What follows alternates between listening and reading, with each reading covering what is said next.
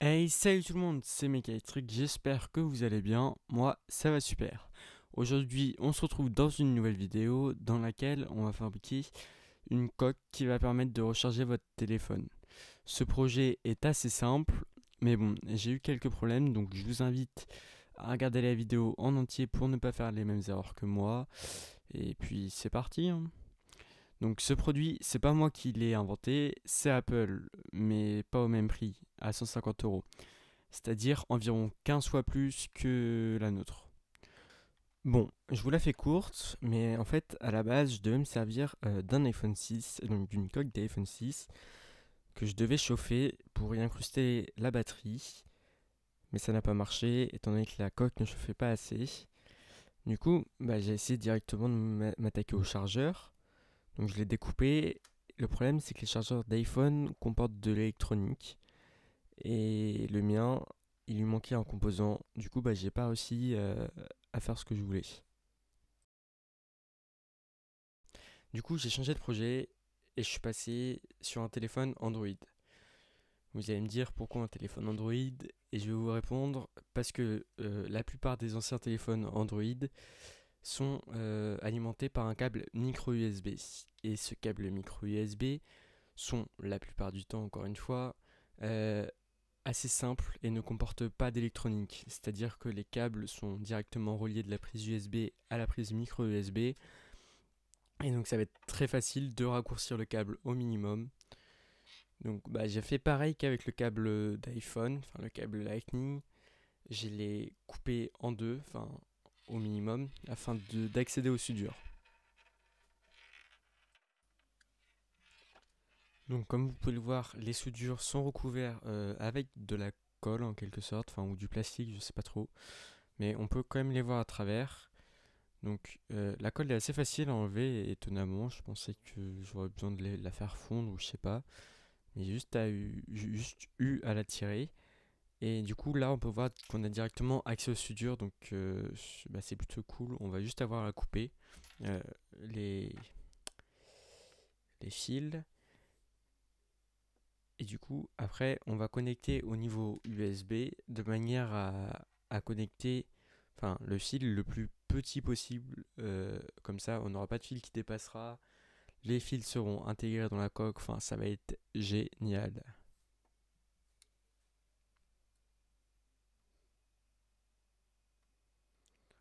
Donc on dénude le fil. Une fois dénudé, on va servir uniquement des câbles rouges et noirs. Parce que les autres servent uniquement, encore une fois, à transmettre les informations. Donc on va pouvoir couper les autres. Et là, on va servir du fer à souder euh, qu'on va directement brancher au courant de manière à ce qu'il chauffe et qui serve à quelque chose, quoi. Enfin, c'est le but d'un fer à souder.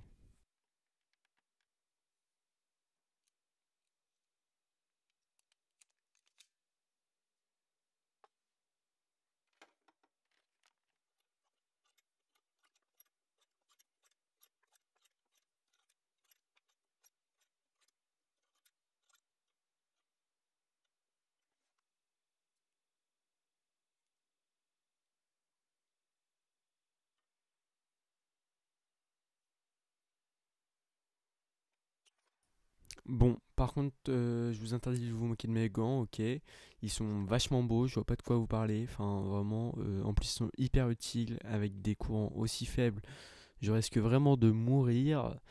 Donc, vraiment, utilisez des gants, hein. Il y a tellement de risques avec une batterie externe. Enfin, on n'est jamais trop prudent, mais voilà, en vrai, c'était pas trop utile. Ah, et aussi, je suis pas sûr que j'ai besoin de le préciser, mais mettez les fils dans le bon sens, enfin, branchez dans le bon sens.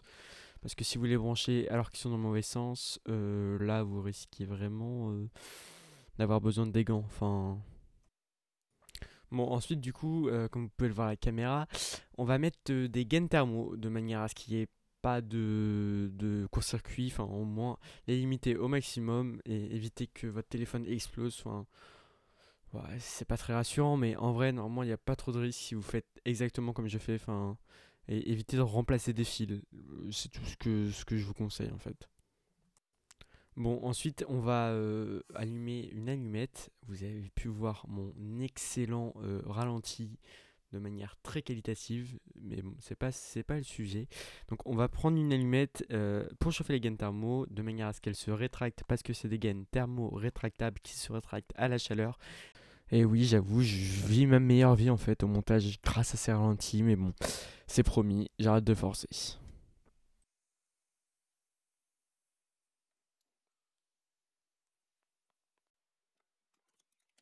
Donc ensuite, on va prendre mon magnifique pistolet à colle rose que vous voyez dans toutes mes vidéos. Vraiment, si vous avez 5 euros de budget et quelque chose que vous devez acheter avec ces 5 euros, foncez. Enfin, pistolet à colle, meilleur achat. Enfin, c'est incroyable. Il peut tout faire. Enfin, regardez dans toutes mes vidéos, je m'en sers. Il a toujours une utilité différente et incroyable. Donc vraiment, achetez, achetez, achetez. On va avoir besoin de colle, de beaucoup de colle, de vraiment beaucoup de colle. En vrai, j'abuse un peu là, mais vous allez avoir besoin de pas mal de colle, étant donné qu'on va recouvrir l'entièreté du téléphone avec de la colle.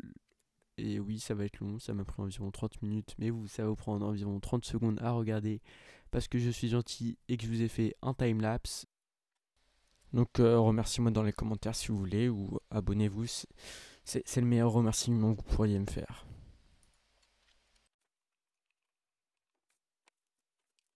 Du coup, on recouvre l'entièreté du téléphone avec de la colle, mais bon, on évite d'en mettre sur la caméra pour des raisons qui me semblent évidentes, mais bon, hein, on sait jamais. Et là, je vais en profiter qu'il ne se passe rien d'intéressant pour vous demander un service. J'aimerais bien que vous mettiez des commentaires constructifs et les choses que je pourrais améliorer dans mes vidéos. Voilà, c'est tout. C'était le petit message de la journée de la vidéo. Et j'espère que vous le ferez avec cœur. Je sais pas si ça se dit, mais voilà.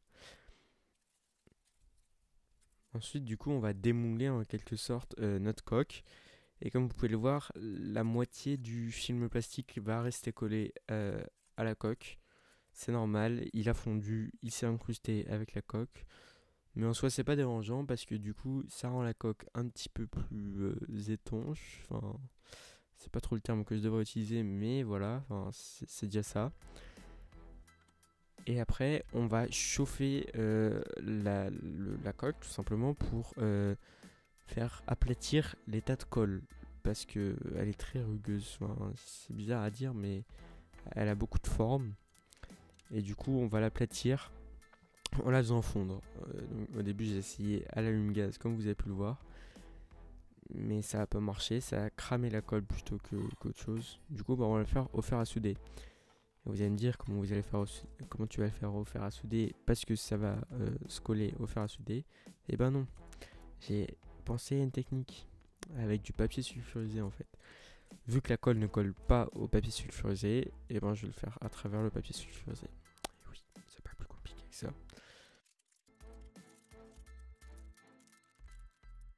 Donc vous voyez que le papier sulfurisé se décolle plutôt bien, mais que j'ai eu quand même des petits problèmes. Enfin, ça a cramé encore une fois. Mais bon, en vrai ça va, j'ai connu pire. Donc on va retirer le papier sulfurisé une fois que c'est terminé. Et faire attention aussi à ce que la batterie externe ne prenne pas feu. C'est un peu embêtant, enfin un petit peu, mais voilà. Et on l'aplatit sur les côtés aussi. Ça va être dégueulasse, hein, vraiment, mais le but c'est pas que ce soit beau, mais pratique, ok. Donc pas de jugement. Ça va être pratique, d'accord. Donc ensuite, on va la découper au niveau de là où on doit la découper. Et aussi au niveau de la prise micro USB et USB. Parce qu'on va intégrer le chargeur qu'on a créé tout à l'heure, enfin qu'on a raccourci tout à l'heure, de manière à ce qu'on ne voie aucun fil et que notre coque soit parfaitement homogène et classe et stylée et belle. Bon, en vrai, j'avoue, c'est pas trop les termes que je devrais utiliser, mais bon, tout est dans la tête. Faut croire qu'elle est belle pour qu'elle soit belle. Mais bon, je vous conseille quand même de, si vous pouvez, la peindre ou la colorier, faire des dessins dessus si vous voulez. Enfin, essayer de l'arranger au maximum, prendre de la colle d'une autre couleur s'il faut. Mais bon, ouais, en vrai, on va pas se mentir, elle est pas incroyable. Là, vous pouvez voir, j'ai fait des trous pour la caméra, les boutons de volume, d'alimentation, enfin le bouton on-off, la prise jack, le haut-parleur, un peu partout, il y en a besoin en fait. Bon, et là, ça va être le moment décisif parce que on va tester la batterie, enfin la coque batterie externe. On va mettre mon téléphone dans la coque, et là, euh, ça a marché du premier coup. Et ouais, vous y attendez pas, hein. Je sais, on me l'a fait pas à moi. Il y avait peu de chances que ça marche, mais ça a marché, donc bah je vais pas m'en plaindre, hein. Et du coup, là on a accès à la prise micro USB qui va permettre de recharger la batterie, pour pouvoir recharger la batterie tout simplement. Et donc voilà, notre batterie externe est terminée, elle est magnifique, elle est rechargeable, elle est fonctionnelle, elle a une capacité pas dégueulasse, je crois que c'est 2400 mAh, ce qui va vous permettre de recharger un iPhone 6 en entier et la moitié des nouveaux téléphones, hein, parce que ils ont de plus en plus grosses, de batteries de plus en plus grosses. Donc voilà, à moins d'avoir une coque qui pèse 1 kg et qui fait 10 cm d'épaisseur, les gros téléphones maintenant ça va être compliqué de les charger en entier. Enfin, avec une coque au moins. Bon, bah malheureusement la vidéo est déjà terminée. J'espère qu'elle vous aura plu et on va devoir se quitter sur ces magnifiques images de coque. Moi je vous dis à très bientôt. Je reviens pour de nouvelles aventures et de nouvelles vidéos. Et passez une bonne journée.